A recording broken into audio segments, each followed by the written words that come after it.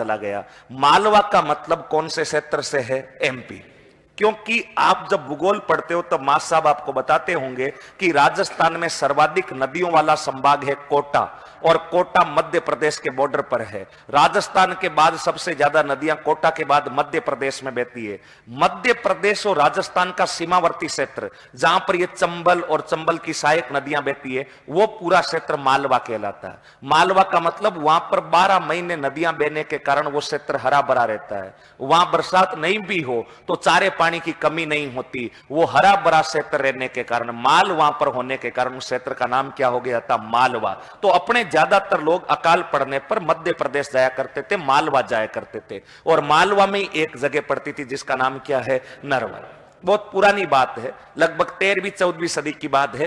पुंगलगढ़ के रहने वाले मारू और मारू के मम्मी पापा, इधर अकाल पड़ा था तो मारू के मम्मी पापा अपनी गायें वगैरह लेकर के मालवा गए हुए थे। उनको लगा कि भाई राजस्थान में तो पशु भूखे मर जाएंगे, खाने को चारा भी नहीं है, तो गायें वगैरह जो लेकर के वो मालवा चले गए थे ताकि वहां पर पशुओं को चारा वगैरह मिल जाए। मालवा जब मारू के मम्मी पापा गए तो मारू उस समय छोटी थी, मारू की उम्र 1.5 साल थी, तो 1.5 साल की लड़की को अकेले तो घर पर कैसे छोड़े, इसलिए मारू के मम्मी पापा और मारू ये सब मालवा चले गए। वहां पर 2-3 महीने तक रुके, वहां पर इन्होंने गायें वगैरह चराई, पानी था वहां पर, नदियों के आसपास घास वगैरह मिल जाती तो गायें भूखे नहीं मरती। इधर इस डोला का पिता, डोला के पिता का नाम था सोडा सिंह। ये सोडा सिंह नरवर का राजा हुआ करता था, और सोडा सिंह सुबह सुबह घोड़ा लेकर के अपने राज्य की विजिट पर निकलता था। सोडा सिंह जब 2-3 महीने से लगातार विजिट कर रहा था तो सोडा सिंह देखता कि कोई बीकानेर साइड के लोग आए हुए मेरे राज्य में गायें चराने के लिए, और ये सोडा सिंह रोजाना इन बीकानेर वालों से यानी मारू के मम्मी पापा से बातचीत करते, और 15-20 दिन लगातार बातचीत करने के बाद ये एक दूसरे के घनिष्ठ बन गए। और अपने पूर्वज, अपने दादाजी के रेंज के जितने भी लोग हैं, वो अगर 15-20 दिन एक ही आदमी से कंटिन्यू मिल लेते थे तो कोई छोटा मोटा रिश्ता करके ही आते थे, कोई सगाई पताई करके आते, कोई धर्म भाई कोई धर्म भाई, कुछ ना कुछ बना करके आते, उनसे फिर ही उनका 1 मिनट भी दिमाग नहीं चलता।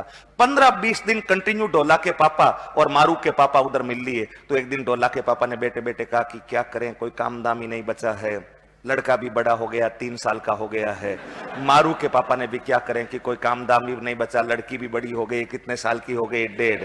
तो डोला के पापा ने कहा तो फिर शुभ काम में देरी किस चीज की, चट मंगनी पट ब्याह कर दिया जाए। और वहीं पर रहते हुए गायें चराते हुए डोला के मम्मी पापा की सहमति से डोला और मारू की शादी करवा दी गई। लेकिन मारू की और डोला की शादी तो हो गई, लेकिन क्या मारू 1.5 साल की उम्र में ससुराल जाना शुरू हो जाएगी? नहीं।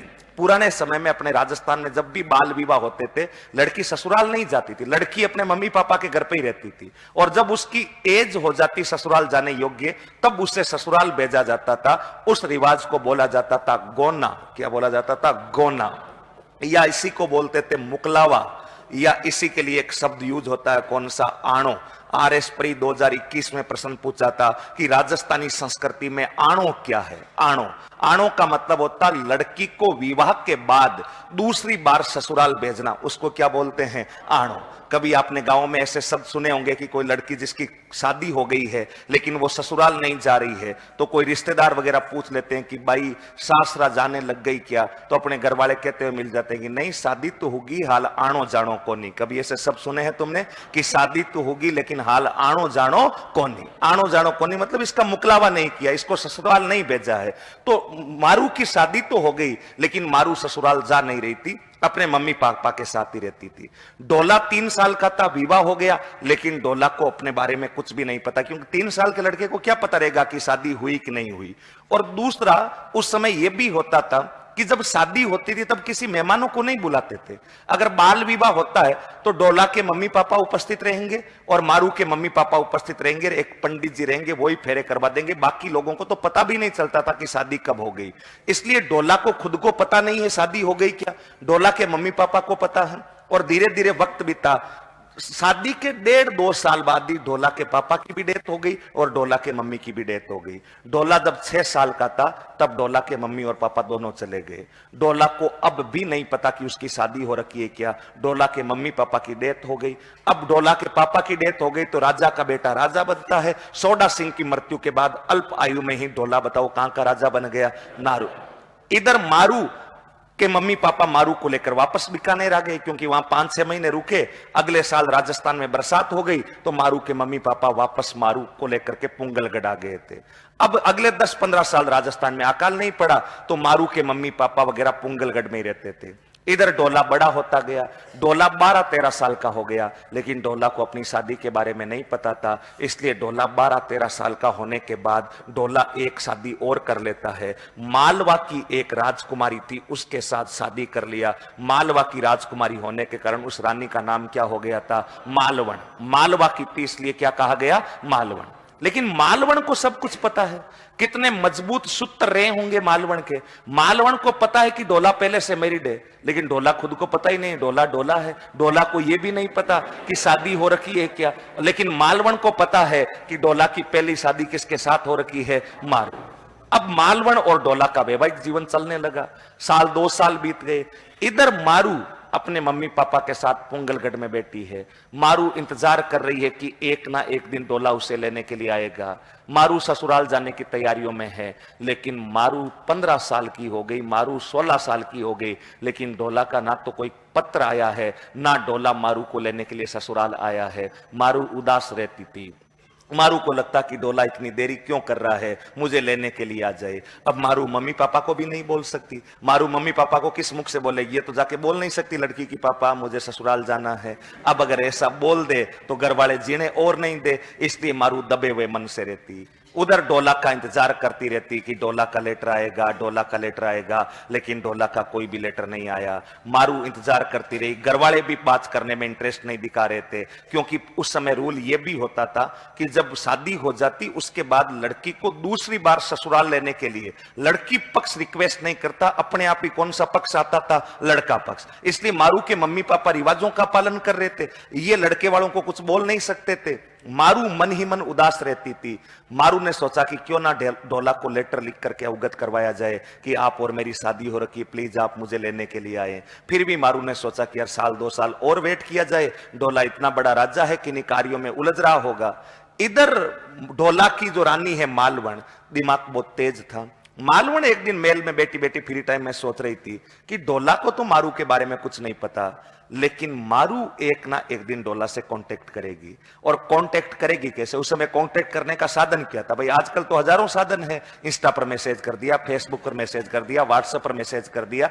उस समय अगर किसी 2 अनजान व्यक्तियों को बातचीत करनी होती थी तो केवल एक ही माध्यम हुआ करता था, लेटर्स, पत्राचार। एक दूसरे को पत्र भेजा जाए, डाक विभाग के जरिए बातचीत हो जाए। इसलिए मालवण को लगा कि यार मारू एक ना एक दिन पक्का डोला को लेटर भेजेगी और लेटर भेजेगी। वो लेटर अगर डोला को मिल गया तो मारू डोला की फर्स्ट रानी है, पहली रानी है, वो पक्का डोला मारू को लेकर के आ जाएगा। और अगर मारू यहां आ गई तो मालवण का ग्राफ घटेगा या बढ़ेगा? घटेगा। भाई पहली रानी आने के बाद मालवण की वो रेस्पेक्ट नहीं रहेगी जो अब तक है। इसलिए मालवण ने कहा कि क्यों ना डाक विभाग के कर्मचारियों से सांठगांठ की जाए और डाक विभाग के कर्मचारियों को धमकाया जाए कि 34-15-03 बीकानेर से अगर कोई भी लेटर आता है तो वो डोला तक नहीं पहुंचना चाहिए, वो मेरे तक पहुंचना चाहिए। और मालवण ने डाक विभाग के कर्मचारियों से सांठगांठ करके उनको आदेश दिया कि पुंगलगढ़ बीकानेर एड्रेस से कोई भी पत्र आए तो मेरा निजी लेटर होगा, वो डोला तक नहीं पहुंचना चाहिए। और डाक विभाग के कर्मचारी एक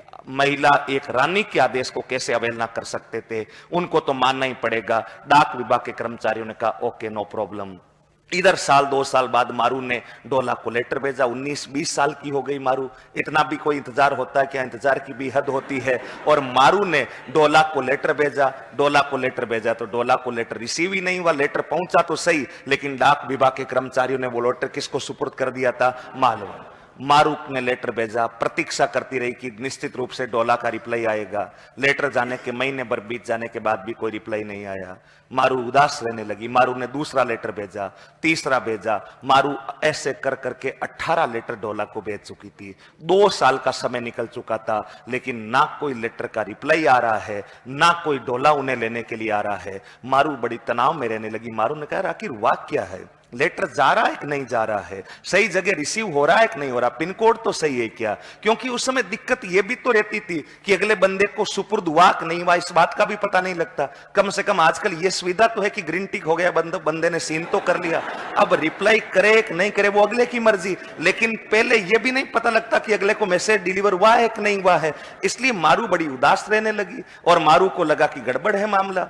सावन का महीना था, मारू तनाव में थी, सांझ का समय था, हल्की हल्की बारिश की बूंदें गिर रही थी। मारू घर की छत पर बैठी थी और बड़े दुखी मन से, बड़ी दुख भरी आवाज में मारू गीत गा रही थी कि अब तो आजा ढोला सावन बीत्यो जाए। बोला ढोला 22 साल हो गए, अब तो आजा, ये सावन की फंवारे बीती हुई जा रही है। जिस समय मारू ये गीत गा रही थी उस समय मारू के घर के पास में से कोई एक आम रास्ता गुजर रहा था और उस रास्ते से ढाडी जाति के लोग गुजर रहे थे, किसी काम से जा रहे होंगे आगे। और वो ढाडी जाति के लोग कौन से जिले के रहने वाले थे? सीरोड। 4-5 लोग थे और वो जब मारू के घर के पास में से गुजर रहे थे उसी समय मारू ये गीत गा रही थी। ढाडी जाति संगीत को प्रेम करने वाली जाति होती है, वो संगीत के एक एक वर्ड को समझती है। वो ढाडी जाति के लोग मेरी तरह बेहद सज्जन लोग थे। उन्होंने ढाडी जाति के लोगों ने कहा कि ये इतनी दर्द भरी आवाज में कौन युवती है जो गीत गा रही है। उन ढाडी जाति के लोग वहां पर रुक जाते हैं और रुक करके उस युवती से बात करते हैं, मारू से बात करते हैं कि मारू बात क्या है, इतनी दर्द भरी आवाज में और तुम गीत गा रही हो। मारू को लगा कि किसको प्रॉब्लम बताऊं, घर वालों को बता नहीं सकती, क्यों ना सारी बातें इन ढाडी जाति के लोगों को बता दी जाए। और मारू ने सारी सच्चाई उन ढाडी जाति के लोगों को बता दी कि देखिए जब मैं 1.5 साल की थी तब मेरी शादी नरवर के राजा ढोला के साथ हुई थी। ढोला से मिलने के लिए मैं 18 लेटर लिख चुकी हूं, एक भी लेटर का रिप्लाई तक नहीं आया है। 22-23 साल बीत गए हैं विवाह को। अगर आप मेरे दर्द को समझते हैं तो प्लीज आप मेरा एक काम कर दीजिए, लेटर का रिप्लाई तो वो दे नहीं रहे हैं, आप खुद नरवर जाकर के मेरा मैसेज ढोला तक पहुंचा दीजिए कि आपकी पहली रानी मारू पुंगलगढ़ में आपका इंतजार कर रही है। अगर आप ऐसा कर देगी तो मैं जीवन भर आपका एहसान मंद मानूंगी। ये बात मारू ने कही। ढाडी जाति के लोग बहुत सज्जन थे, उन्होंने कहा काम धंधे की जगह है, पहले इस युवती की बातों को गौर से सुनना चाहिए। और वो ढाडी जाति के लोग अपना काम दाम छोड़ करके उस मारू का संदेश लेकर पुंगलगढ़ से किस स्थान पर पहुंच जाते हैं? नरवर। और नरवर जहां ढोला का महल बना हुआ था उस महल के बाहर खड़े होकर जोर जोर से गीत गाते हैं कि अच्छा सिला दिया तूने मेरे प्यार का। यानी कुल मिलाकर के जोर जोर से मारू का संदेश किसको पहुंचाते हैं? ढोला को पहुंचाते हैं। ढोला जब इन गीतों को सुनकर के भागा भागा बाहर आता है और बाहर आकर कहता कि कहना क्या चाहते हो, साफ साफ बताइए। ढोला को उन ढाडी जाति के लोगों ने कहा कि ढोला शर्म आनी चाहिए आपको, वो युवती 24 साल से मरु प्रदेश में आपके इंतजार में बैठी है, 18 लेटर वो आपको भेज चुकी है, कम से कम आप उसे मिल नहीं सकते, उसे ला नहीं सकते तो एक लेटर का रिप्लाई तो कर देते कि मैं आपको अपनी पत्नी के रूप में एक्सेप्ट नहीं कर रहा हूं। इस तरीके से किसी को इंतजार नहीं करवाता, यह तरीका आपका ठीक नहीं है। आप जब 3 साल के थे तब आपकी शादी पुंगलगढ़ की राजकुमारी मारू के साथ हो चुकी थी। ढोला ने जब ये बातें सुनी तो ढोला के पैरों के नीचे से जमीन खिसक गई। बोला मेरी शादी हो चुकी थी? बोला हाँ ये बात सही है, आपकी शादी हो रखी थी, आपको 18 लेटर वो भेज चुकी है। ढोला ने कहा कि मुझे कोई लेटर रिसीव नहीं हुआ। ढाडी जाति के लोगों ने कहा कि नहीं, वो युवती झूठ नहीं बोल सकती। हमने उस युवती की आंखों में सच्चाई देखी है, उसकी युवती की आंखों का दर्द देखा है, वो झूठ तो नहीं बोल सकती, उसने लेटर भेजे हैं। आप अपने डाक विभाग के कर्मचारियों से पूछताछ करें। और ढोला अपने डाक विभाग के कर्मचारियों से सख्ती से पूछताछ करता है तो डाक विभाग के कर्मचारी सारे राज उगल देते हैं। उन्होंने कहा कि हाँ 18 लेटर आए थे, 22 स्पीड पोस्ट आए थे, लेकिन हम क्या कर सकते हैं, आपकी रानी मालवण के आदेश था कि ऐसा कोई भी लेटर आए तो मेरे तक सुपुर्द किया जाए, और हमने वो सारे लेटर रानी मालवण को दे दिए हैं। ढोला को जब सच्चाई पता लगी तो ढोला बेहद गुस्से में आ जाता है। ढोला मालवण के पास जाता और कहता कि मालवण, तुमसे ये उम्मीद नहीं थी कि तुम मेरे पहले प्यार में इस तरह बाधा बन करके आओगी और तुम मेरे और मारू को मिलने के लिए बीच में रास्ता बनकर आओगी। लेकिन मालवण खैर कोई नहीं, तुमने जो किया सो किया, मैं अभी जा रहा हूं और आज ही मारू को लेकर आऊंगा। मालवण बहुत खतरनाक थी। मालवण ने घर से बाहर भागते हुए ढोला को महल में बंद करके ताला लगा दिया था और बोला कि तुम्हें बाहर नहीं जाने दूंगा। मालवण ने ढोला से प्रॉमिस करवाया, बोला आप मेरी कसम खाओ कि मारू को लेकर के नहीं आओगे तभी ताला खोलूंगी, नहीं तो बाहर नहीं निकलने दूंगी। डोला ने खूब मनाया लेकिन मालवण नहीं मानी। लास्ट में डोला ने प्रॉमिस किया कि मालवण तुम्हारी कसम मैं मारू को लेकर के नहीं आऊंगा। तब मालवण ने दरवाजा खोला, लेकिन डोला ने कहा कि अब मालवण ने जब इस प्रकार की बाधाएं पार की है तो फिर अपने को कसम तोड़ने में कुछ भी नहीं जाता। रात को 12:30-1 बजे जब मालवण गहरी नींद में खराटे ले रही थी, उस समय डोला दबे कदमों से महल से बाहर निकलता है, रातों रात अपना ऊंट लेकर के आता है, मरु प्रदेश की तरफ आता है और उस मारू को ऊंट पर बिठा करके वापस नरवर के लेकर के जाता है। बीच में ये मिलने, बीच में ये बिछड़ने की कहानी और अंत में मारू को वापस नरवर ले जाने की कहानी का बखान जिस गीत में किया है वो गीत आपका कौन सा है? ढोला मारू। राजस्थान का प्रमुख विषय है ढोला मारू। ऐसा कोई जिला नहीं जहां ढोला मारू का चित्र नहीं बना हुआ है। अंतिम समय में ढोला मारू को ऊंट पर ले जा करके, ऊंट पर बिठा करके नरवर ले जाता है। आपने कई जगह दीवारों पर ऐसे चित्र देखे होंगे जिनमें एक महिला और एक पुरुष ऊंट पर बैठे हुए नजर आते हैं। कहीं देखा है ऐसा कि एक चित्र बना हुआ है दीवार के ऊपर जिसमें एक महिला ऊंट पर बैठी हुई है और एक पुरुष ऊंट पर बैठा हुआ है। अगर भविष्य में आपको कहीं पर भी दीवार पर किसी स्थान पर ऐसा चित्र बना हुआ नजर आए जिसमें महिला और पुरुष ऊंट पर बैठे हुए हैं तो आप कर देना कि यह चित्र निश्चित रूप से किसका चित्र है? ढोला और मारू। राजस्थान की चित्रकला में सबसे ज्यादा चित्र अगर किसी विषय वस्तु के बने हुए हैं तो वो किसके बने हुए हैं? ढोला और मारू। लिख लो ढोला मारू में 2-3 बातें। पहला